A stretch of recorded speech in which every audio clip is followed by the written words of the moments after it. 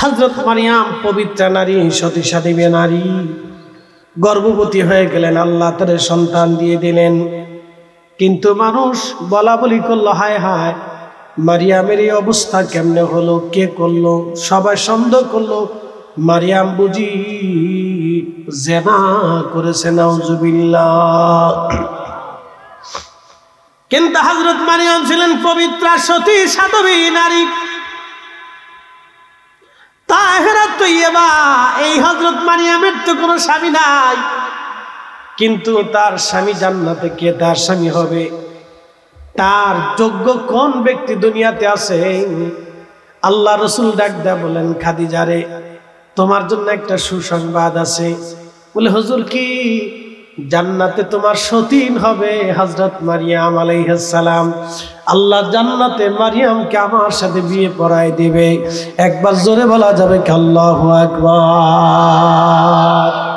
হযরত মারিয়াম অত্যন্ত পুণ্যবতী, সতী, সাধবী নারী ছিলেন।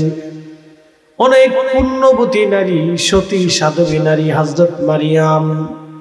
তাহেরা তয়্যেবা, পবিত্র নারী ছিলেন হযরত মারিয়াম। আপনি শুনলে আশ্চর্য হবেন, জান্নাতের ভিতরে আমার নবীজির স্ত্রী হবে আম্মা জান খাদিজা।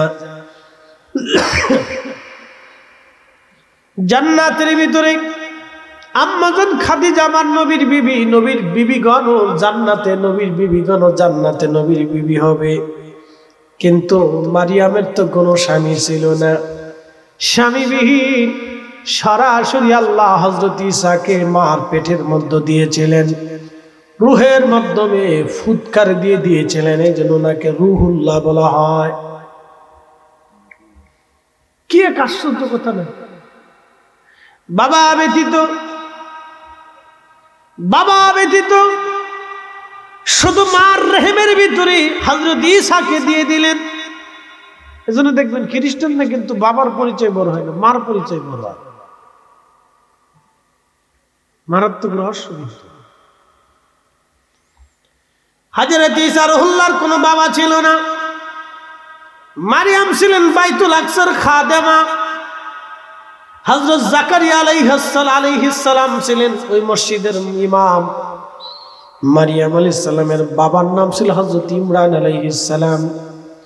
ইমরান নবী ছিলেন, বাইতুল আকসার ইমাম ছিলেন হযরত ইমরান আলাইহিস সালাম। ইমরানের বিবির নাম ছিল হযরত হান্না আলাইহাস সালাম। পুণ্যবতী নারীর ৮০ বছর পর্যন্ত কোনো সন্তান হয় না। একদিন আল্লাহকে বলেন, রব যদি একটা সন্তান দিতা তাহলে তোমার এই মসজিদের খাদেম আমি বানাইতাম। আল্লাহ তার একটা সন্তান দিলেন, কিন্তু সন্তান জন্ম দেওয়ার পরে হান্না দেখলেন মেয়ে সন্তান হয়েছে। হযরত হান্না বলেন, রব্বি চাইলাম ছেলে, দিলাম মেয়ে, দিলাম মেয়ে। আল্লাহ ডাক দিয়ে বলেন, হান্না রে, কোন কোন ক্ষেত্রে ছেলেদের থেকে মেয়েরা উত্তম হয়। একবার জোরে বলবেন কি মারহাবা? কোন নারী যদি ওলি হয়, ৭ জন পুরুষ ওলির থেকে মর্যাদা বেশি হয়। একসাথে বলেন আল্লাহু আকবার। আর কোন নারী যদি একবার বেশ্যা হয়, পতিতা হয়, বেহায়া হয়ে যায়, অসংখ্য পুরুষের চরিত্র নষ্ট করে দেয়। আসতে করবেন না, জোরে বলেন।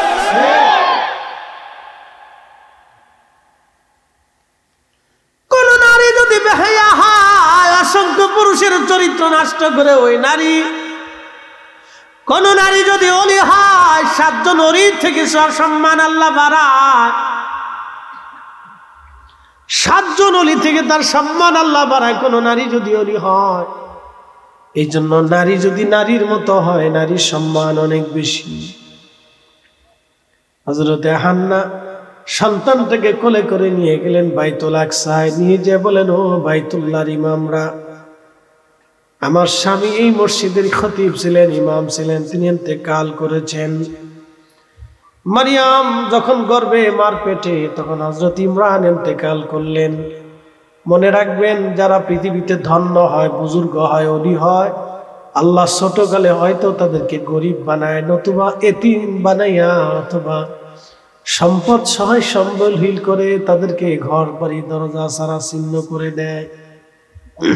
মনে রেখে এতিম বানায়, বলি বাড়িঘর থেকে অনেক দূরে নিয়ে চলে যায়। হাজরাতে মারিয়াম এতিম হয়ে গেলেন। মসজিদের সামনে এসে ইমাম সাহেবদেরকে বলেন, ইমামরা, আমার স্বামী মসজিদের ইমাম ছিলেন, আপনারা আমার এই বাচ্চাটাকে কবুল করে নেন, আমি মানত করেছিলাম এই মসজিদের খাদেম বানাবো, কিন্তু আল্লাহ আমার একটা মেয়ে দিয়েছেন, আপনারা আমার সন্তানটাকে নিয়ে যান। সমস্ত মসজিদের খাদেম এবং ইমাম যারা ছিলেন তারা সবাই বলল, মারিয়ামকে আমাদের দায়িত্ব দিয়ে দেন, মারিয়াম আমাদের সন্তানের মতো, মারিয়ামকে আমরা লালন পালন করব। ভাইরা আমার, হযরত মারিয়াম আলাইহিস সালাম পার জন্য 7 বাইতুল আকসার ইমাম খতিব যারা ছিলেন কলম তারা পানির মধ্যে ছেড়ে দিলেন। হযরত জাকারিয়া আলাইহিস সালামের কলম ভাসতে ভাসতে ভাসতে ভাসতে উজানের দিকে চলে আসলো। সবাই বলল, আমরা বুঝছি আল্লাহর পরীক্ষায় জাকারিয়া পাস, যান আপনার হাতে এখনো। ছোট্ট কাল থেকে হযরত মারিয়াম আলাইহিস সালাম ছোট থেকে তিনি বাইতুল আকসার খেদমত করতে লাগলেন, ঝাড়া পোছা দেন, মোছা টোছা দেন, পরিষ্কার পরিচ্ছন্ন করেন। যখন তিনি যৌবনে পদার্পণ হলেন তখন হযরত জাকারিয়া তার জন্য আলাদা মেহরাব করে দিলেন, আলাদা ঘর নির্মাণ করে দিলেন, বাসস্থান আলাদা করে দিলেন, এবং তার পবিত্রতা পর্দার জন্য হযরত জাকারিয়া আলাইহিস সালাম নিরাপত্তার জন্য তিনি বাহির থেকে মাঝে মধ্যে তালা মেরে চলে যাইতেন, যেন কোনো বখাটে, কোনো বেয়াদব কোনো ছেলে হযরত মারিয়ামকে উত্ত্যক্ত করতে না পারে। আবার হযরত জাকারিয়া আসলে তার আপন খালু নিরাপত্তার দায়িত্ব নিতেন। জাকারিয়া নামাজ পড়ার পরে, মানুষ চলে যাওয়ার পরে হযরত মারিয়াম আল্লাহর ঘর পরিষ্কার পরিচ্ছন্ন করে আবার চলে আসতেন। মানুষেরা হযরতে মারিয়ামের জন্য খাবার দিয়ে যাইতো। মাঝে মধ্যে আল্লাহর আসমান থেকে মারিয়ামের জন্য খাবার আসতো। একবার জোরে বলা যাবে কে মারহাবা। একদিন হযরত জাকারিয়া মারিয়ামের হুজরা শরীফের ভিতরে ঢুকে দেখলেন অমৌসুমী ফল, যখন এখন তো আমের সিজন না, কাঁঠালের সিজন না, কিন্তু যায় দেখতেছে কারি কারি আম, কারি কারি কাঁঠাল। জিজ্ঞেস করলেন, মারিয়াম, এখন তো খেজুরের মৌসুম না, কিন্তু তাজা তাজা খেজুর, আঙ্গুরের মৌসুম না, তুমি আঙ্গুর কোথা থেকে পেলা? তাজা তাজা এত সুন্দর সুন্দর আঙ্গুর। মারিয়াম বললেন, খালু জান, আমার রব, আমার আল্লাহ জান্নাত থেকে আমার জন্য খাবার পাঠাইছে। আল্লাহু আকবার। প্রিয় উপস্থিতি হাজিরিন, হযরত মারিয়াম আলাইহিস সালাতু ওয়াস সালাম ওই ঘরের ভিতরে থাকেন বহুদিন। হঠাৎ করে একদিন মারিয়াম আলাইহিস সালাম হুজরা মুবারকের ভিতর থেকে অন্দর মহলের দরজার মেন যে ওনার মানে বেডরুম, এই বেডরুম থেকে উনি ওনার আঙ্গিনায় আসবেন। এখন দেখতেছে ওনার সদর দরজার সামনে একজন সুদর্শন যুবক দাঁড়িয়ে আছে। হযরত মারিয়াম ভয় পেয়ে গেলেন, যুবককে তুমি? আমার ঘরের মধ্যে তুমি আসছো, সাবধান, আমার কাছে আসবা না। পৃথিবীতে কোনো পুরুষ কোনোদিন আমার শরীর স্পর্শ পর্যন্ত করে নাই, আমাকে সাধারণ কোনো মানুষ দেখে নাই, তুমি কেন আমার ঘরের মধ্যে ঢুকছো? সুদর্শন পুরুষ ডাক দিয়ে বলল, মারিয়াম, ভয় পাবেন না, আমি কোনো মানুষ না, আমি রুহুল কুদুস জিবরাইল আলাইহিস সালাতু ওয়াস সালাম, আমি আপনার কাছে এসেছি। একবার জোরে বলেন আল্লাহু আকবার। নূরের তৈরি ফেরেশতা যুবকের আকৃতি নিয়া মানুষের বেশে হযরতে মারিয়ামের সামনে দাঁড়ায় গেলেন। মারিয়াম ডাক দিলেন, রুহুল কুদুস জিবরাইল, কি জন্য আপনি আমার কাছে আসছেন? বলে, আল্লাহ পাঠিয়েছে। বলে, রব্বুল আলামিন কেন আপনাকে আমার কাছে পাঠালেন? বলে, একটা পবিত্র সন্তান দেওয়ার জন্য আসছি, পবিত্র সন্তান। জগন্নাথপুরবাসী ভালো করে শোনেন, আমের জিবরিল ডাকতে বলেন, পবিত্র সন্তান দেওয়ার জন্য আসছি। মারিয়াম আলাইহিস সালাম বললেন, বলো তো দুনিয়ার কোন পুরুষ আমার সাথে বিয়ে বসে নাই, সন্তান কি করে হবে? দুনিয়ার কোন বেগানা পুরুষ আমাকে দেখেও নাই কোনোদিন, সন্তান কি করে হবে? দুনিয়ার কোন পুরুষ আমার শরীরে কখনো স্পর্শ পর্যন্ত করে নাই, সন্তান কি করে হবে আমার? জিবরিল বললেন, কুন ফায়াকুন, রব শুধু বলবেন হয়ে যাও, হয়ে যাবে। মারিয়াম আপনি হাঁ করেন। তিনি হাঁ করলেন। জিবরাইল আলাইহিস সালাম দূর থেকে ফু মারলেন। ওই ফুয়ের মাধ্যমে হযরতে ঈসা রূহুল্লাহ, তার পবিত্র রূহু মার পেটের মধ্যে চলে আসলেন।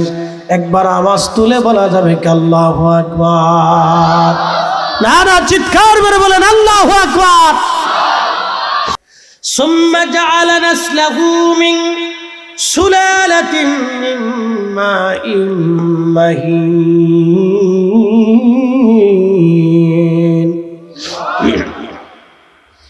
আমি মানুষের বংশ দ্বারা দুনিয়াতে পাঠাইলাম। মানুষের শরীর থেকে নির্গত নির্যাস পানি, মানুষের শরীর থেকে নির্গত নির্যাস পানি, বাবার নির্গত নির্যাস পানি, এটা পৃষ্ঠ দেশ থেকে আসে, আর মায়ের বক্ষ দেশ থেকে আসে পৃষ্ঠদেশ। মুসলমান, কিন্তু মারিয়ামের তো কোনো স্বামী নাই, স্বামীবিহীন। জিবরাইলের ফুয়ের মাধ্যমে রূহুল্লাহ ঈসা রূহুল্লাহ, এই জন্য সরাসরি আল্লাহ ঈসাকে রূহু দিয়ে সৃষ্টি করেছেন। আর আমার আল্লাহ আমাদের নবীকে নূর দিয়ে বানাইছেন, নূরুল্লাহ।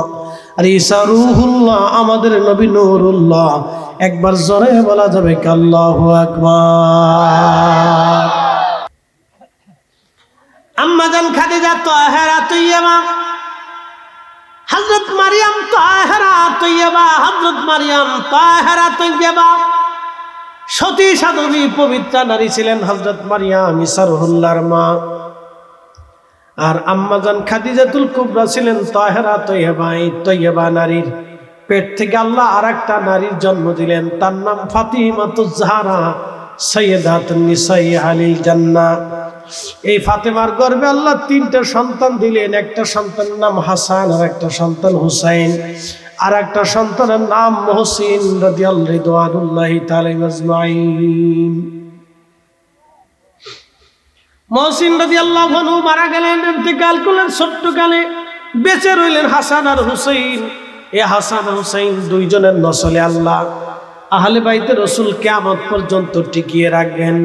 এই হাসান হুসাইনের নসলে আল্লাহ পৃথিবীর শেষ প্রান্তে একটা সূর্য সন্তান আল্লাহ পাঠাবে। সন্তানের নাম মুহাম্মদ, বাবার নাম আব্দুল্লাহ, তার পরিচয় হবে ইমাম মাহাদি। মাহাদি মাহাদি মাহাদি, একবার জোরে বলা যাবে কি আল্লাহু আকবার। এই সন্তানের নাম হবে মাহাদি। মাহাদি তার প্রকৃত নাম হলো মুহাম্মদ, কিন্তু পরিচয় মাহাদি। এক রাতে রব্বুল আলামিন তার কলবের ভিতরে সমস্ত ইলম, সমস্ত বিদ্যা আল্লাহ ঢুকিয়ে দিবেন এক রাতে।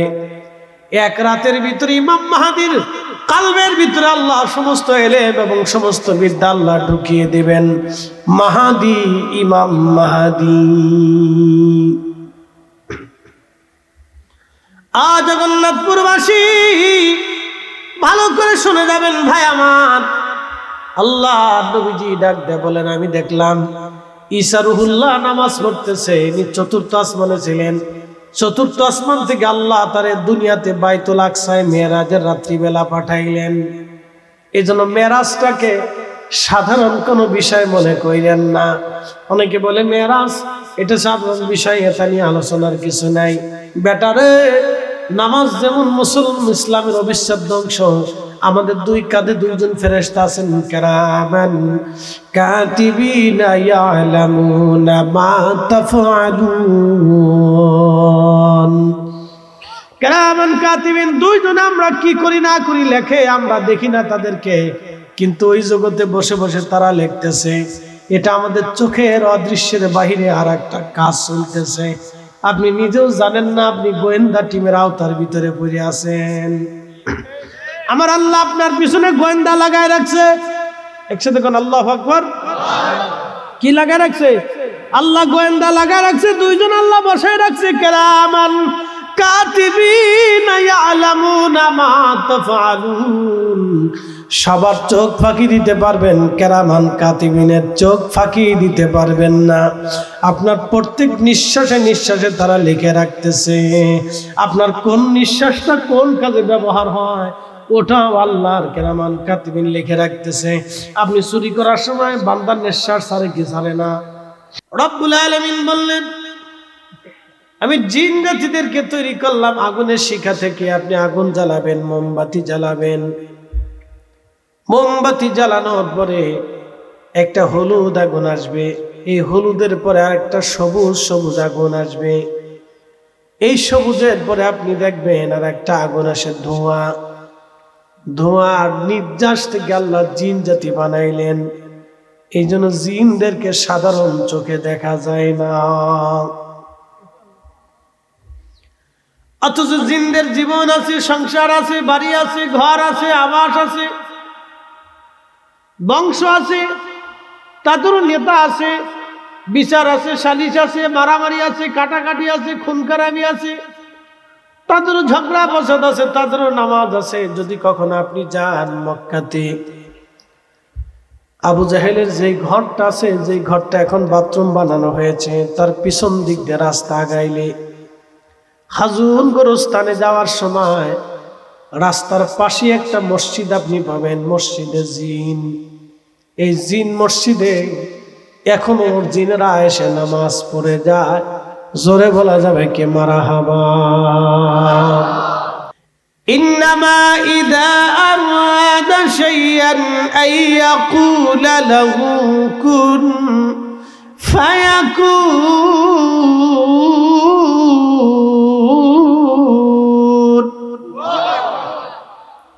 আল্লাহ কোনো কিছু সৃষ্টি করার জন্য যখন আমার রব আমার আল্লাহ ইরাদা করেন, ইচ্ছা করেন, শুধু বলেন কুন, হয়ে যাও, ফায়াকুন, সাথে সাথে হয়ে যায়। শুধু বলেন কুন, হয়ে যাও, ফায়াকুন, সাথে সাথে হয়ে যায়, সাথে সাথে হয়ে যায়। আর দেরি নাই, কুন, হয়ে যাও, ফায়াকুন, সাথে সাথে হয়ে যায়। জগন্নাথপুরবাসী হযরত ঈসাকে আল্লাহ চতুর্থ আসমানে জিন্দা অবস্থায় নিয়ে গেলেন। কখন? একদল ইহুদিরা ঈসাকে মারতে গেলেন। বর্তমানে বাইতুল আকসা, এই বাইতুল আকসাকে কেন্দ্র করে ঈসা আলাইহিস সালামের জন্মভিটা। এই বাইতুল আকসা মসজিদের খাদেমা ছিলেন হযরত মারিয়াম আলাইহিস সালাম। ভাইরা আমার, ভালো করে শোনার কথাগুলি বলছি আজ। বন্ধু আমার, প্রিয় নবী বললেন, আমি দেখলাম ঈসা রুহুল্লাহ নামাজ পড়ে। তার মানে চতুর্থ আসমান থেকে তিনি বাইতুল আকসাতে আসলেন, আবার কিয়ামতের আগে দুনিয়াতে আসবেন। অর্থটা কি? তিনি জিন্দা আছেন। চতুর্থ আসমান থেকে বাইতুল আকসাতে চলে আসলেন। ইব্রাহিম খলিলুল্লাহ সপ্তম আসমানে বাইতুল মামুরের সামনে ছিলেন, ওইখান থেকে আল্লাহ তারে বাইতুল আকসায় নিয়ে আসলেন। মুসা নবী কবর শরীফের ভিতরে দাঁড়ায় দাঁড়ায় নামাজ পড়তেছিলেন, ওখান থেকেও তিনি বাইতুল আকসায় আসলেন। আল্লাহর নবী বলেন, আমার উম্মতেরা, সৃষ্টির যত নবী যে যেখানে ছিল সব নবীদেরকে আল্লাহ আমার সামনে বাইতুল আকসায় দাঁড়া করায় দিলেন। 2,24,000 নবী রাসূলরা বাইতুল আকসায় আমার সামনে দাঁড়ায় গেল কাতার সোজা করে। একামত শুরু হয়ে গেল, আমি মুসল্লার সামনে দাঁড়ানো, মেহরাবে দাঁড়ানো। জিবরাইল আমিন বললেন, হুজুর আজকে আপনি ইমাম হবেন, আপনার ইমামতিতে সব নবীরা আজকে আপনার পিছনে নামাজ পড়বে, নামাজ পড়বে, আপনি হবেন ইমাম, সব নবীরা হবে মুসল্লি, আপনি ইমামুল মুরসালিন। একবার জোরে বলা যাবে কি আল্লাহু আকবার? না, আরো জোরে হাত উঁচা করে বলেন আল্লাহু আকবার। ইমামুল মুরসালিনের উম্মত আমরা, সমস্ত নবীদের ইমামের উম্মত আমরা, সমস্ত নবীদের ইমামের উম্মত আমরা, সমস্ত নবীদের নবীর উম্মত আমরা, শ্রেষ্ঠ নবীর উম্মত আমরা, হাউজে কাউসার ওয়ালা নবীর উম্মত আমরা, মাকামে মাহমুদ ওয়ালা নবীর উম্মত আমরা, সাহেবে জান্নাতের নবীর উম্মত আমরা, সাহেবে শরীয়তের নবীর উম্মত আমরা, শ্রেষ্ঠতম শ্রেষ্ঠ নবীর উম্মত আমরা, স্মৃতির শ্রেষ্ঠ কালের সর্বকালের শ্রেষ্ঠ মহামানবের উম্মত আমরা। কিন্তু আমরা গরু চুরি করি, আমরা সুদ খাই, আমরা ঘুষ খাই, আমরা হারাম খাই, আমরা মালে ভেজাল দিই, আমরা মালে ভেজাল দিই, আমরা দোকানে বাকি রেখে ফেরত দেই না, টাকা হাওলাত নিলে ফেরত দেই না, আমরা অন্যের টাকা মেরে দেই, অন্যের হক মেরে দেই, অন্যের সম্পদ মেরে দেই, অন্যের জমি বুঝাই দেই না, অন্যের মাল বুঝাই দেই না, অন্যের টাকা বুঝাই দেই না, অন্যের সম্পদ আমরা নিরাপদে রাখি না, আমরা অন্যেরটা মেরে মেরে খাওয়ার চিন্তা করি, আমরা গীবত করি, আমরা শিকায়ত করি, আমরা মানুষ খুন করি, আমরা হত্যা করি, আমরা মারামারি করি, আমরা কাটাকাটি করি, স্বার্থের আঘাত করলে ভাই ভাইকে হত্যা করি, সন্তান বাবা মাকে হত্যা করে, বাবা মা সন্তান হত্যা করে। আমরা কি করে এত বড় দামি নবীর উম্মত হতে পারি? আর মানে আমরা এখনো উম্মতি হতে পারি নাই। কি কথা কর না কেন, ঠিক কিনা? আমরা এখনো উম্মতি হতে পারি, উম্মতি হতে পারি। শুধু নাম কাওয়াস্তে, কাম কাওয়াস্তে, নাম কাওয়াস্তে উম্মত, কাম কাওয়াস্তে হতে পারি, উম্মত হতে হবে। আল্লাহ তৌফিক দিক, সকলে বলে না আমিন। আমাদের ওয়াজ, কত ওয়াজ বাংলাদেশে হয়। এই যে রাত 1:30 বেজে গেছে প্রায়, আপনারা বসে আছেন এত রাত পর্যন্ত, কোনো বেড়া বসে থাকে?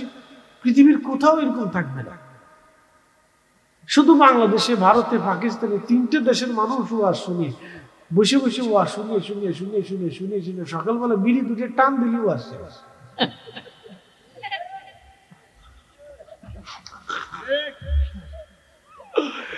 কি কথা খারাপ কিছু ভাই? বিড়ির ওয়াজ শুনতেছি, কাইন্দিছে, এরপরে যাওয়ার পরেই স্টেজ জলসা খুলে দিলেই আসছে। আর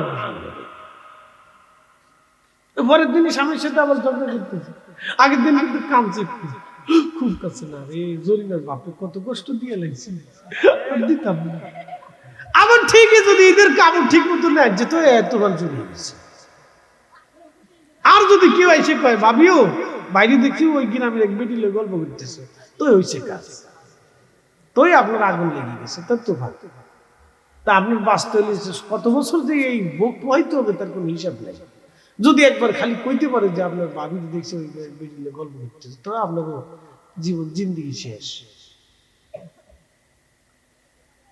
তোই আপনি শেষ। বুঝতে পারছেন কি বিপদ? এত আজ দেশে হলো, তারপরে মানুষের পরিবর্তন হয় না। 1 ইঞ্চি জমি রাস্তার জন্য ছাড়তে চায় না, প্রতিবেশীর রাস্তা থেকে বের হইতে দিবে জায়গা দেয়। আহা, কি দেশে বাস করি! দুঃখে কার কাছে কথাগুলো বলবো? জায়গা দিতে চাই না, যে প্রতিবেশী রাস্তা দিয়ে বেরোবে আমরা জায়গা দিয়ে দিই, ভবিষ্যতে বাচ্চা কাচ্চা হবে, সন্তানরা আসবে, একটা রাস্তা তো দরকার, একটা রাস্তা দিয়ে দিই। ওর থেকে 1 হাত জায়গা, এখান থেকে 1 হাত জায়গা দিয়ে দিই, আমরা একটা রাস্তা বানাই। কোনো পরিকল্পনা নেই, অপরিকল্পিত একটা দেশ, কোনো পরিকল্পনা নেই। যে যেহেতু জায়গা পায় এই ঘর একটা উড়াই হচ্ছে, কি এক দেশ চিন্তা করে। হাজিরিন, ভালো করে শুনে যাবেন, দুঃখের সাথে কথাগুলি বললাম, মন খারাপ করবেন না। বাবা মার আলোচনা বেশি লম্বা করব না। বাইতুল আকসায় নবীজি নামাজ পড়লেন, নামাজ হলো, সব নবীর আসলো।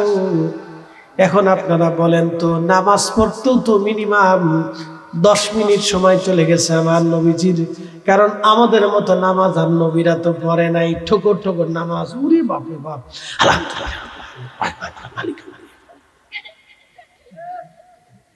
ধুবুর ধুবুর মিটতেছে, কত তাড়াতাড়ি মারা যায়। 10 মিনিট সময় চলে গেল। প্রিয় নবী বললেন, নামাজ শেষে আমি সব নবীদের সাথে মুসাফা মুআনাকা করলাম, কুশল বিনিময় করলাম, দেখা সাক্ষাৎ করলাম, কথা বললাম। তারপরে বোরাকের দিকে গেলাম। নবী ছিলেন 2,24,000 নবী। 30 সেকেন্ড করেও যদি একজন নবীর সাথে সময় দেয়, তাহলে সময় চলে যায় 1,12,000 মিনিট। জোরে না, জোরে জোরে বুঝাইতেছি, আরো জোরে। বাইতুল আকসাতেই তো 1,12,000 মিনিট চলে যাওয়ার কথা। 1,12,000 মিনিটে 60 মিনিট দিয়ে ভাগ দেন, কত ঘন্টা খালি বাইতুল আকসাতে চলে গেছে হিসাব করে। নবীজি জান্নাত জাহান্নাম থেকে 7 আসমান ঘুরে টুরে এসে দেখে তখন অজুর পানি করায়। যারা মক্কাতে গেছেন বলেন তো, পানি দিয়ে অজু করলে কতটুকুন পর্যন্ত পানি করাবে বলেন তো? 2 সেকেন্ড, 4 সেকেন্ড, 5 সেকেন্ড সর্বোচ্চ। কারণ আরবের মাটি তো শুষ্ক মাটি, পানি পড়ার সাথে ওটা গিলে ফেলে দেয়, সাফাত করে ধরে নিয়ে চলে যায়। তো বেশি হলো কতটুকুন? 5 সেকেন্ড করাবে। তো 5 সেকেন্ডে কি করে মেরাজ হলো? নবীজি নামাজ পড়লেন, নবীদের সাথে কথা বললেন, দেখা করলেন, সিনা সাক করলেন, তারপরে প্রথম আসমানে গেলেন, আদম সফিউল্লাহর সাথে দেখা হলো, কথাবার্তা বললেন, দ্বিতীয় আসমানে, তৃতীয় আসমানে, চতুর্থ আসমানে, পঞ্চমে, ষষ্ঠে, সপ্তমে, সিদরাতুল মুনতাহা, বাইতুল মামুরে গেলেন, জান্নাতে গেলেন, জাহান্নাম ঘুরে ঘুরে দেখলেন, আরশে মুআল্লাতে যে আল্লাহর সাথে গল্প করলেন, মুসা আলাইহিস সালামের কাছে আল্লাহর কাছ থেকে 50 ওয়াক্ত নামাজ নিয়ে ফিরে আসার সময় ষষ্ঠ আসমান থেকে মুসা আলাইহিস সালাম, হুজুর আপনার উম্মত পারতো না, আমার উম্মতি পড়ছে না ঠিক মতো, আপনার উম্মত পড়তো না, বলে কুমাই নিয়ে আসেন। বলে আবার গেছে 5 ওয়াক্ত, আবার গেছে 5 ওয়াক্ত, এইবার 9 বার আসা দিয়ে 5 ওয়াক্ত করে কুমায় 45 ওয়াক্ত কুমাই নিয়ে আসছে, সর্বশেষ 5 ওয়াক্ত আল্লাহ দিয়ে দিছে। মুসা কয়, হুজুর তাও পারতো না, আপনি আরো কুমাই নিয়ে আসেন। মুসা আলাইহিস সালামের কথা তো ঠিক, উম্মত 5 ওয়াক্ত ঠিক মতো করে না। এখানে বহু মুসল্লি আছে খালি জুমাটা করে কোন রকম, আর বাকি সপ্তাহে নামাজের কাছে উঠে যায়। হ্যাঁ, কি কথা কর না, এটার নাম হচ্ছে বতরিয়া নামাজ, সিজনারি নামাজ। আবার কি আছে বিআই নামাজ, কি আছে ঠেলার নামাজ, কি আছে রাজনৈতিক নামাজ, কি আছে বিপদের নামাজ, কি আছে পরীক্ষার নামাজ। ওলা মানে পরীক্ষা দিছে, রেজাল্ট সামনে সময় মাথার থেকে টুপি সরে না, খালি মসজিদের বারান্দা ছাড়ে না, খালি মসজিদের দৌড়াই না, আল্লাহ রেজাল্টটা যেন ভালো হয়, আল্লাহ। কি কথা কর না, রেজাল্ট দেওয়ার পরের দিন তার টুপি নেই, শয়তানে হাসে, কুমুরে সিটার, কুমুরে সিটার রে, তুই এরকম সিটারি করতে পারলি, রেজাল্ট শেষ, টুপি শেষ, নামাজ শেষ না, নামাজ শিখে এত হলো বাংলা, মেড ইন বাংলাদেশ, খুব সালাম। এরা খালি সুযোগ খুঁজে। আমি চিন্তা করতেছি কিয়ামতের মাঠে যে ওরা সুযোগ তালাশ করে কিনা, দেখি কোনো ফাঁক ফাঁক করে আছে কিনা।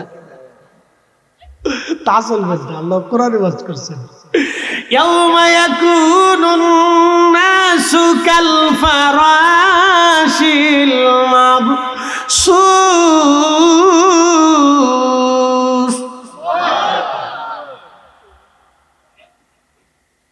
কিয়ামতের ময়দানে হাকফুক করে তো কোনো প্রশ্নই আসে না।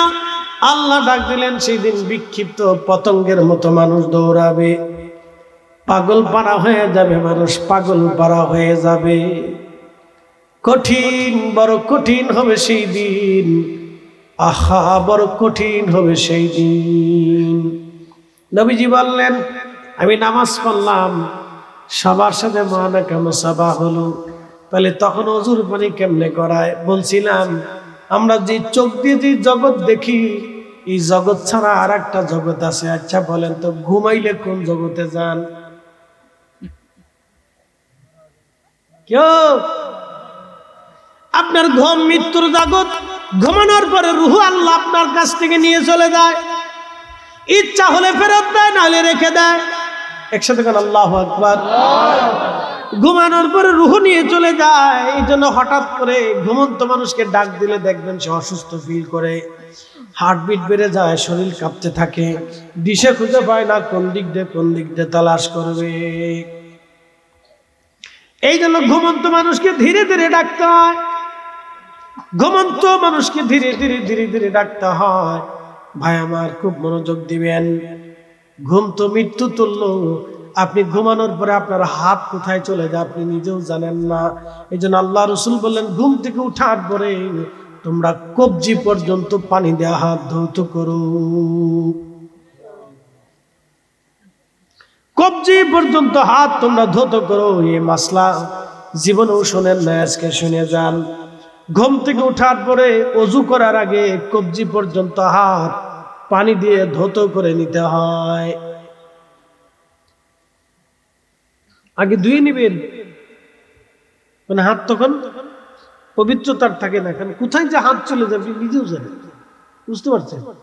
এই জন্য হিসাব আছে। মুসলমান, আপনি ঘুমিয়েছেন, আরেকটা জগতে আপনি চলে গেলেন, ভিন্ন জগৎ। আল্লাহ আপনাকে অন্য একটা জগতে নিয়ে চলে গেলেন। ও ভাইরা আমার, খুব মনোযোগ দেন। নবীজি বললেন, আমি মেরাজে রওনা দিলাম। তাহলে বুঝেন তো ওই সময় নবীর মেরাজ হলো। বাকি সৃষ্টিগুলির কি অবস্থা হয়েছিল? বাকি সৃষ্টিগুলিকে আল্লাহ স্টপ করে দিলেন। সাগরের জায়গা সাগর রাখলেন, জমিনের জায়গা জমিন, আসমানের জায়গা আসমান। যে দাঁড়িয়ে ছিল সে দাঁড়িয়ে রইল, যে শুয়ে ছিল শুয়ে রইল, যে বসেছিল বসেই রইল, যে হাঁটতেছিল ওইভাবেই রইল, যে খাইতেছিল ওইভাবেই দাঁড়িয়েছিল বসেছিল। আল্লাহর চারা নাই। তামাম সৃষ্টিটাকে স্টপ করে দিই আল্লাহ তার নবীর মেরাজকে চালু রেখেছিলেন। একবার জোরে বলা যাবে আল্লাহু আকবার। আমরা সেই দামি নবীর উম্মত, আমরা সেই দামি নবীর উম্মত, কিন্তু কিছুই দিতে পারি নাই, কিচ্ছু সেই নবীকে আমরা দিতে পারি নাই। জগন্নাথপুরবাসী, সবগঞ্জবাসী ভালো করে সরে যাবেন। আহা, নবীজি বললেন, বাইতুল আকসা থেকে বের হয়ে আসলাম। আসার পরে একটা পাথর আমারে সালাম দিল, আসসালাতু ওয়াসসালামু আলাইকা ইয়া রাসূলুল্লাহ, আসসালাতু ওয়াসসালামু আলাইকা ইয়া হাবিবাল্লাহ। ডাক দিলাম, পাথর কি জন্য তুমি সালাম দাও? পাথর ডাক দে বলে, ইয়া নবী আল্লাহ, 1400 বছর ধরে আপনার অপেক্ষায় দাঁড়ানো আছি। কেন গো? বলে, হুজুর আপনি মসজিদে আসবেন, মেরাজ হবে, সব নবীদের ইমামতিতে আপনি উরুস করবেন, বোরাকের পিঠে চড়ে আপনি যাবেন। হুজুর আমি পাথর, আপনার কদমের ধুলাবালির আশায় আমি পাথর আজ দাঁড়িয়ে আছি, ধুলাবালির আশায়, ধুলাবালির আশায়। নবীজি ধুলাবালির আশায় আমি পাথর দাঁড়ানো। আবেদন মঞ্জুর। নবীজি কদম রাখতে যাবে পাথরে, আল্লাহ ডাক দিলেন, পাথরে মোমের মতো নরম হও, বন্ধুর যেন কোনো কষ্ট না হয়। নবীজি কদম রাখার সাথে সাথে পাথরের মধ্যে পা মোবারকের দাগ বসে গেল। সেই পাথর এখনো বাইতুল আকসাতে আছে। পাথর থেকে এখনো বেহেশতের সুঘ্রাণ আসতে থাকে, সেই পাথর থেকে এখনো সুঘ্রাণ আসে।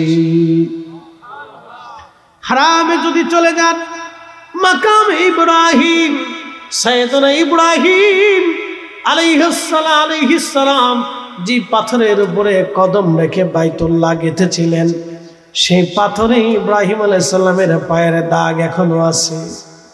মাকাম ইব্রাহিমে দেখবেন কাবা শরীফের পাশে একটা ছোট্ট কাছের একবারে মেহরাবের মতো সুন্দর করে ডিজাইন করে একটা জায়গা বানিয়ে রাখা হয়েছে।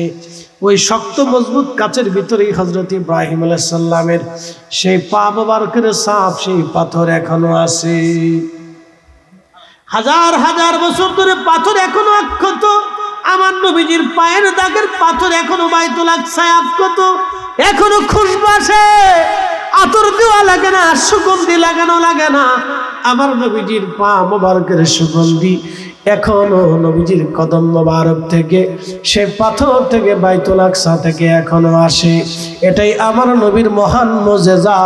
একবার জোরে বলা যাবে কি মারহাবা।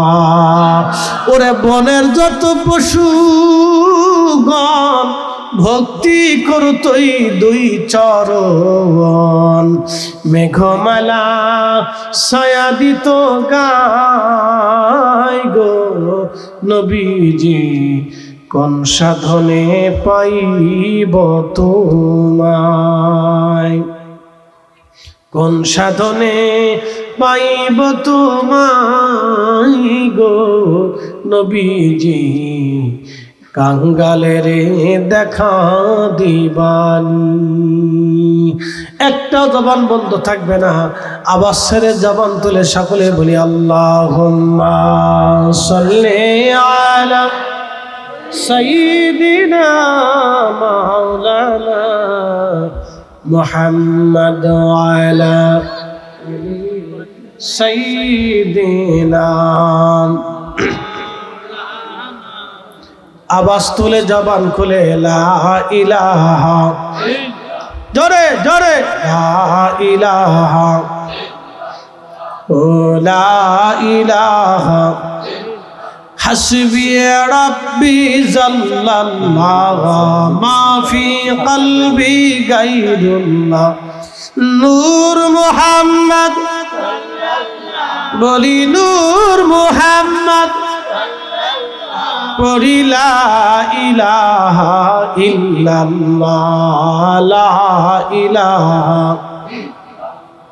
ও লা ইলাহা। আওয়াজ তুলে আল্লাহ আল্লাহ আল্লাহ আল্লাহ আল্লাহ আল্লাহ আল্লাহ আল্লাহ আল্লাহ আল্লাহ আল্লাহ আল্লাহ আল্লাহ আল্লাহ।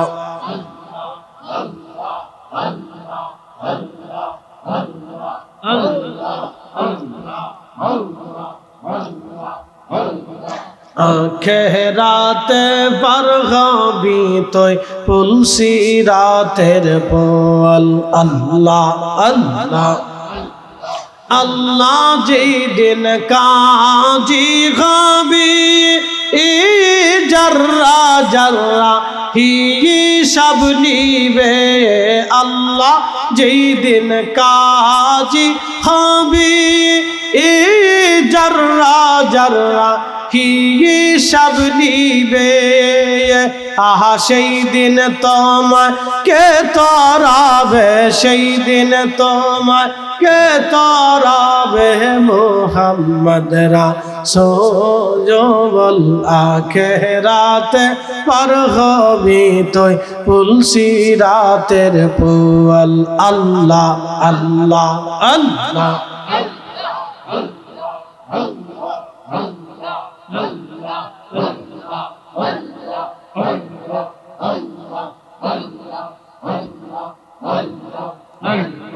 লা ইলাহা ইল্লাল্লাহু লা ইলাহা ইল্লাল্লাহু মুহাম্মদ রাসূল। আখিরাতে পার হবি তুই পুলসি রাতের পোল। আল্লাহ আল্লাহ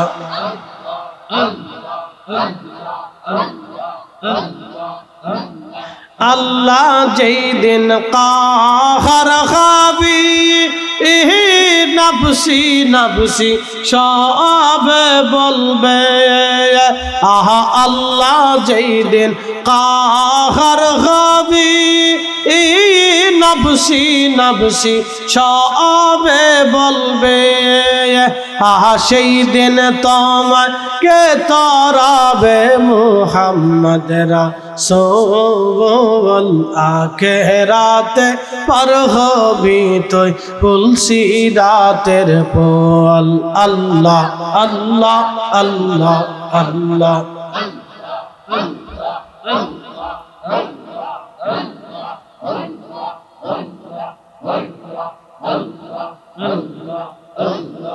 লা ইলাহা ইল্লাল্লাহু মুহাম্মাদুর রাসূলুল্লাহ সাল্লাল্লাহু আলাইহি ওয়াসাল্লাম।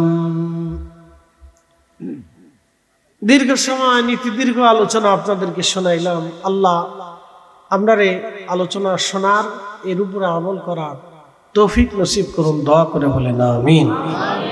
কথা বাড়াবো না। এই সাতা হাফিজিয়া মাদ্রাসা আমাদের জন্য একটা আমানত। কোরআন শরীফ তেলাওয়াত চলতে থেকে ছাত্র কতজন? 30 জন ছাত্র ওরা কোরআন পড়ে, কোরআন শিখতেছে। একসাথে বলবেন আলহামদুলিল্লাহ। আল আমিন ইসলাম যুক্তিবাদী সাহেব হবিগঞ্জ, সকল সম্মানিত আলোচক বৃন্দ, এলাকাবাসী, মহল্লাবাসী, মা গ্রন্থ পবিত্র কোরআনুল কারীম থেকে একটা আয়াত আপনাদের সামনে উপস্থাপন করেছি। তারই নিরিখে আল্লাহ আমাদেরকে আলোচনা শোনার তৌফিক দান করুন। শুকরিয়া করি সে রবের আসমানে যিনি বহু ঘর থেকে, বাড়ি থেকে, ব্যবসা থেকে, বিভিন্ন স্থান থেকে জুদা করে, ফারেক করে আল্লাহ তার বেহেশতের বাগানের জন্য আপনাকে এবং আমাকে আল্লাহ পছন্দ করেছেন। সেই জন্য মনিবের আসমানে একসাথে শুকরিয়া আদায় করে বলি আলহামদুলিল্লাহ। শুকরিয়া করি সে রবের আসমানে যিনি সর্বশ্রেষ্ঠ নবী, সর্বকালের সর্বশ্রেষ্ঠ মহামানব, ইমামুল মুরসালিন, রাহমাতুল লিল আলামিন, সাইয়্যিদুল কাওনাইন ওয়াস সাকালাইন, আল্লাহর সৃষ্টির শ্রেষ্ঠ, আল্লাহর পেয়ারা মেহবুব নবীর উম্মাত হিসেবে আল্লাহ আপনাকে এবং আমাকে পছন্দ করেছেন। সেই জন্য আল্লাহর আসমানে বুলন্দ আওয়াজে আমরা একসাথে শুকরিয়া আদায় করে বলি আলহামদুলিল্লাহ। প্রিয় উপস্থিতি, এই পবিত্র মেরাজের মাসে নবীজি আল্লাহ তাকে নিয়ে গেলেন বাইতুল আকসার কাছে। বরাক নিয়ে বাইতুল আকসার যেই পাথরের সাথে নবী আলাইহিস সালামরা ঘোড়া গাধা বাঁধতেন, সেই পাথরে বরাকের রশি বাঁধা হলো। বরাক থেকে নবীজি বাইতুল আকসা মসজিদে ঢুকলেন। ঢোকার পরে নবীজি দেখলেন মুসা আলাইহিস সালাম দাঁড়িয়ে দাঁড়িয়ে নামাজ পড়তেছে। প্রশ্ন, মুসা আলাইহিস সালাম ইন্তেকাল করলেন নবীজি আসারও 2000 বছর আগে। 2000 বছর আগের একজন নবী বাইতুল আকসাতে নামাজ পড়তেছে। নবীজি বললেন, মুসা আলাইহিস সালাম গোধূম বর্ণের, চুলগুলি ছিল তার কুকরানো। আপনারা দেখবেন আরবের কিছু মানুষের কিন্তু চুল কুকরানো থাকে, এবং বেশি কুকরানো হচ্ছে আফ্রিকানদের আর কি। তা আরবেরও কিন্তু মানুষের দেখবেন চুল খুব কুকরানো এবং শক্ত চুলের অধিকারী তারা। কুকরানো চুল থাকে, দেখা যায় তাদের জন্মগতভাবে ওইরকমই। তা আমাদের দেশে সাধারণত কুকরানো চুলের সংখ্যা খুব কম, আরবে এটা বেশি দেখা যায়। তো চুলগুলি ছিল কুকরানো, গোধূম বর্ণের। প্রিয় নবী বলেন, আমি আরো দেখলাম ঈসা রুহুল্লাহ আলাইহিস সালাম ও মসজিদের এক কোণাতে নামাজ পড়তেছে। তিনের চুলগুলি ছিল ঘাড় বাঁধা, ঘাড় পর্যন্ত চুল লম্বা ছিল। চুলগুলি দেখতে অত্যন্ত সুন্দর ছিল, মনে হচ্ছে মুক্তার দানার মতো ফুটায় ফুটায় পানি পড়তেছে, চিকমিক করতেছে, এত সুন্দর চুল। আমি আরো দেখলাম সাইয়েদনা ইব্রাহিম আলাইহিস সালাম নামাজ পড়তেছে। তিনি ইন্তেকাল করেছেন হাজার হাজার বছর আগে। আমি আপনাদেরকে আরেকটু বুঝাই। ইব্রাহিম আলাইহিস সালাম কিন্তু বহু আগের নবী। আদম সফিউল্লাহর 3 পুরুষ পরে নূহ আলাইহিস সালাম, নূহ আলাইহিস সালামের কয়েক পুরুষ পরে ইব্রাহিম আলাইহিস সালাম। ইব্রাহিম আলাইহিস সালামের ইব্রাহিম আলাইহিস সালামের পরে আমি আপনাকে আরেকটু বুঝাই। ইব্রাহিম আলাইহিস সালামের 2 জন বেটা ছিলেন, নবী ইসহাক এবং নবী ইসমাইল আলাইহিমুস সালাম। হযরত ইসহাক আলাইহিস সালামের সন্তান ছিলেন ইয়াকুব আলাইহিস সালাম। ইয়াকুব আলাইহিস সালামের আরেক নাম ছিল ইসরাইল। ইয়াকুব আলাইহিস সালামের বংশধরদেরকে বানি ইসরাইল বলা হতো। এই বংশটা অনেক বড় একটা বংশ। এই বানি ইসরাইলেই আল্লাহ 70,000 নবী পাঠাইছে। সুবহানাল্লাহ বলবেন না? কত হাজার নবী? 70,000। প্রত্যেক 1 বছর করে যদি একজন নবী ধরেন তাহলে 70,000 বছর হয়েছে। কি কথা ঠিক আছে কিনা? প্রত্যেক 1 বছর করে যদি একজন নবী ধরেন তাহলে 70,000 নবী গেলে 70,000 বছর গেছে। আমি এগুলি বাদ দিলাম, আপনি 35,000 বছরই ধরেন। তাহলে ইব্রাহিম আলাইহিস সালাম কত আগের নবী আপনি এবার বুঝেন।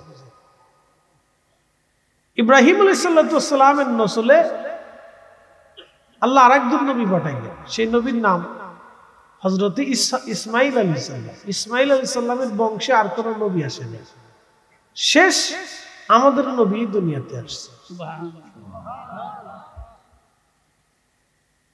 ইব্রাহিম আলাইহিস সালাম এত শত হাজার বছর আগে ইন্তেকালের পরেও বাইতুল আকসায় নামাজ পড়ে। আশ্চর্য লাগতেছে না আপনাদের?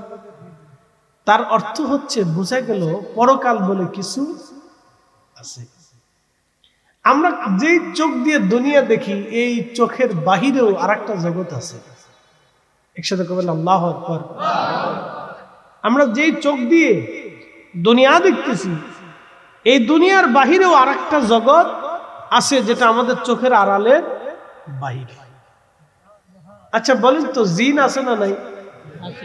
জিনদেরকে দিকে দেখা যায়, অথচ তারাও সংসার করে, বাড়ি ঘর আছে, বাচ্চা কাচ্চা আছে, স্ত্রী আছে, খাওয়া দাওয়া আছে, গোসল আছে, জানাজা আছে, মরা আছে, হায়াত আছে, বাচ্চা জন্ম হয়, তাদেরও জিন্দিগি আছে, কিন্তু আপনি দেখেন না।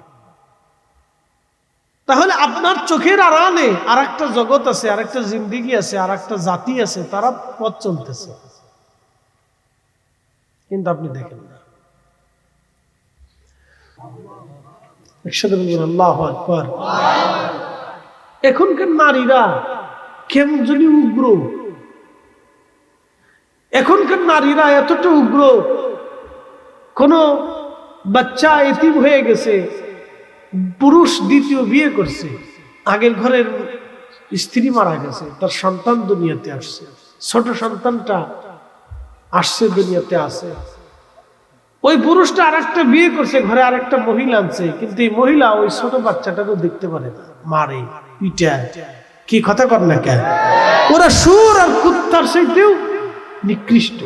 কি কথা ঠিক আছে কিনা? হুজুর কুত্তার সাথে তুলনা দিবেন তো, কুত্তা কবে আমার শুদ্ধ, পুরুষের কোনো রেকর্ড নেই। আমরা আমাদের বাচ্চাদেরকে হত্যা করি না, মারি না।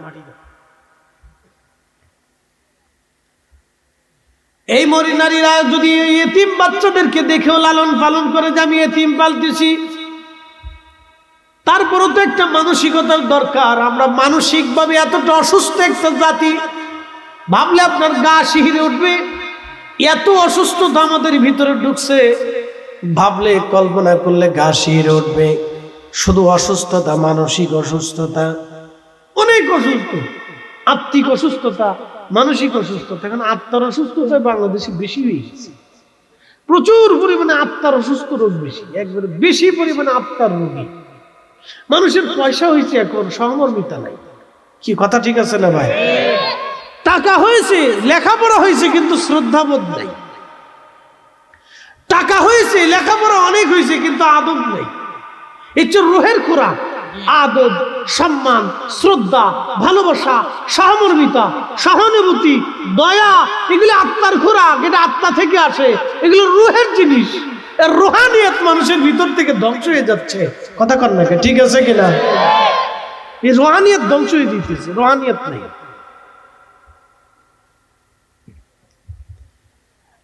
মুসলমান ভালো করে শোনাই, আমের হযরত মারিয়ামের জন্য সবাই বলে আমাদের কাছে দিয়ে যান, আমরা লালন পালন করব। চিন্তা করতে পারছেন? আপনি যদি একটা বাচ্চা কোলে করে এসে বলেন যে বিবিরে একটা বাচ্চা পাইছি রাস্তায়, তুমি এটা লালন পালন করো, বউ কবে যে সর্বনাশ করে দিচ্ছি, আমি সংসারে থাকবোই না। কোথার থেকে আনছিল? দিয়েছো তুমি, কার বাচ্চা? তুমি কি আবার আরেকজনের বিয়ে থা করছিলে দেখি? এই কথা করলে কেন? ডরাচ্ছেন আপনারা? দেখবেন যে আপনার জীবনটা তুলে ধরে করে ফেলবেন, পাগল করে ছাড়বে আপনারা। এমন পাগল বানাবে যে কাপড় চোপড় খুলে এসে ল্যাংটা দৌড়াইতে। এটা আমরা দেশের বেটি মানুষ কত অসুস্থ, বলছি রুহানিয়ত নেই, রুহের শক্তি ধ্বংস হয়ে গেছে, কিচ্ছু নেই।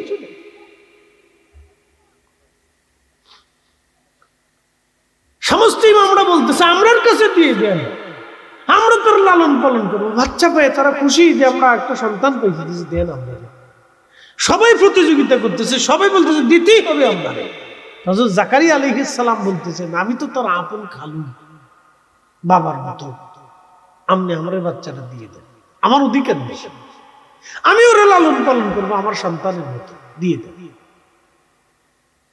সবাই বদানুবাদ করতেছে, সবাই কারাকারি করতেছে। আল্লাহ ডাক দিয়ে বললেন, জাকারিয়া তুমি এক কাজ করো, তোমরা যেই কলম দিয়ে তাওরাত লেখো, তখন তার ছাপা মেশিন ছিল না, ছিল নি? তখন তো ছাপা মেশিন ছিল না, হাতে লিখতে হইতো। তো হাতে লিখে লিখে তোমরা যে তৌরাত কিতাব লিখে, তৌরাত লিখে লিখে হাতে লিখে লিখে ছাপাও। তো সবাই মিলে যে বাইতুল আকসায় বসে বসে তৌরাতের কিতাব লেখো, তো তোমরা এক কাজ করো, যে কিতাব কলম দিয়ে তৌরাত লিখো, ওই কলম তোমরা নদীর মধ্যে ছেড়ে দাও। তো তৌরাত লেখার যে কলম ছিল, এটা লোহা দিয়ে বানানো ছিল, বুঝছেন? লোহার তৈরি করা। তো লোহা কি পানিতে ভাসে না? কথা কন না কেন? না বুঝেন? লোহা কি পানিতে ভাসে? ভাসে তো না। আপনাদেরকে বলছি না, আমরা যে জগৎ, যেটা দুনিয়া দিয়ে দেখি, এই দেখার পরে আর একটা জগৎ আছে, এই জগতের খোঁজ আমাদের কাছে নাই। কি কথা কন না কেন? সারি ছাড়ে না, চুরি করার সময় তো নিঃশ্বাস ছাড়ে, তো ওই কয়টা নিঃশ্বাস চুরি করার সময় ছাড়ছে ওটাও লিখে রাখছে, যে এই কয়টা নিঃশ্বাস এটা চুরি করার সময় ছাড়ছে, ওটাও লিখে রাখছে। প্রত্যেক সেকেন্ড সেকেন্ড লিখে রাখতেছে, পালানোর কোনো রাস্তা নেই, বগিযোগের কোনো সিস্টেম নেই। বাঙালিরা শুধু ফাঁক ফকর তালাশ করে, পৃথিবীর যেখানে যায় সেইখানে ফাঁক ফকর খুঁজে, কোনো ফাঁক ফকর সিস্টেম আছে কিনা। সারা দুনিয়ার মানুষই এরা সিস্টেম শিখেছে, মালয়েশিয়া গেছে, ওখানকার পুলিশেরও সিস্টেম শিখে দিচ্ছে, তোরা এইভাবে লয়ে যায়। পৃথিবীর সব দেশে বাঙালিরা ফাঁক ফকর শিখেছে। মনে কিছু নেই, দুঃখের কথাটা বললাম। এই জন্য আমাদের পাসপোর্টের কোনো ভ্যালুই নেই। পৃথিবীর কোন দেশে আমাদের পাসপোর্টের কোনো 4 পয়সা মূল্য নেই। ওরা দেখলে চিন্তা করে ঢুকতে দেবো কিনা, পর্যবেক্ষণ করে, লাড়াচাড়া করে, কাগজপত্র দেখে, এমনি চায়, ইটা করে না করে। আবার যদি একটু অপছন্দ হয়, কথার ডাইন বাম দেখলে ভিতরে যাও, হাউসে চলে যাও, ভিতরে নিয়ে এরপরে আরো কিছু জিজ্ঞাসা করতে, প্রয়োজন মনে প্যান্ট ট্যান্ট খুলেও চেকআপ টেকআপ করতে পারে, আর কিছু করার নেই, জ্বালা আছে। এই জন্য আমরা পাসপোর্টের 4 পয়সা মূল্য নেই, দাম ভ্যালু নেই। আমরা রোহিঙ্গা মনে করি, আমরা যখন রোহিঙ্গাদেরকে রোহিঙ্গা ভাবি, সৌদি আরবের মানুষ আপনাদেরকে রোহিঙ্গা, মিসকিন। কি কথা ঠিক হয়েছে না বলতেছে? আমরা দেখলে মিসকিন কর, কি দুর্ভাগ্য। আমরা মুসলিম, নামাজ পড়নেওয়ালা জাতি, কালমা পড়নেওয়ালা জাতি, আর এক কালমা পড়লে আমরা দেখি মিসকিন কর, আমাদের কাজের কারণে, ব্যবহারের কারণে মিসকিন কর।